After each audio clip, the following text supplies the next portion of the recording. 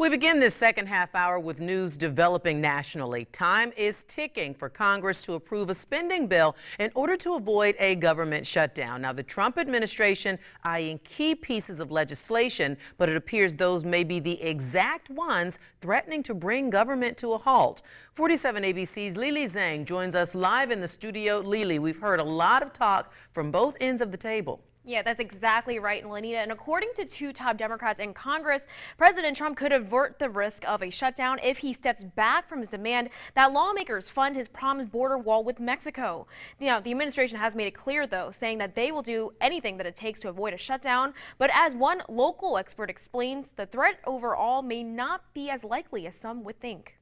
I think that where the Trump administration is now in terms of its popularity and where they are now in their legislative agenda, I would think that that would be more important than just trying to make some sort of symbolic statement at the 100-day point. That's Dr. Sam Huff, a professor of political science and history at Delaware State University, explaining why he believes a government shutdown is unlikely. Members of Congress have been tasked to approve a spending bill by midnight on Friday or face a government shutdown.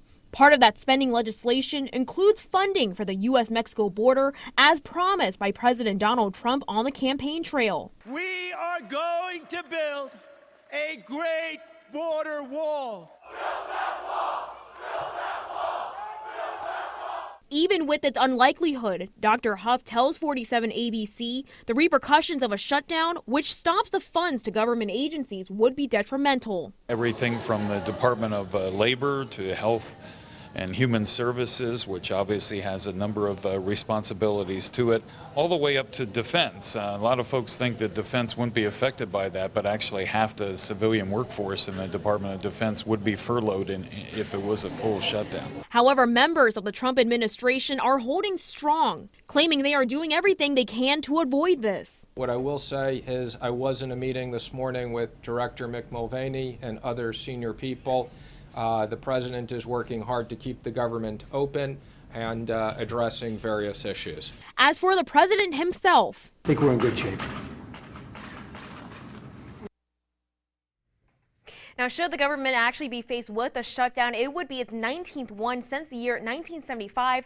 The most recent shutdown was in October of 2013, and that lasted for 2 weeks. Lenita? All right. Thank you, Lily. That was 47 ABC's Lily Zhang reporting live in studio tonight. Again, this threat of a potential government shutdown looms as President Trump approaches a milestone in his presidency. Saturday will mark his first 100 days in office. Supporters of the president point to the nomination of Neil Gorsuch to the Supreme Court and higher numbers on Wall Street as some of the markers of success. However, some campaign promises have fallen short, including an effort to repeal and replace Obamacare. But according to Dr. Sam Huff of Delaware State University, one report has found Trump may have issued more executive orders than any other president. You can say, well, that is being active, but you can also say that it's bypassing Congress in large part, and it's a symbol of how the executive has kind of gotten independent of Congress. But the issue now is that the president and Congress are the same party. This Saturday, President Trump will be holding a rally in Harrisburg, Pennsylvania. That's the same night as the annual White House Correspondents' Dinner, which Trump says he will not be attending. And we want to hear what you think. Tell us on 47 ABC's Facebook or Twitter right now.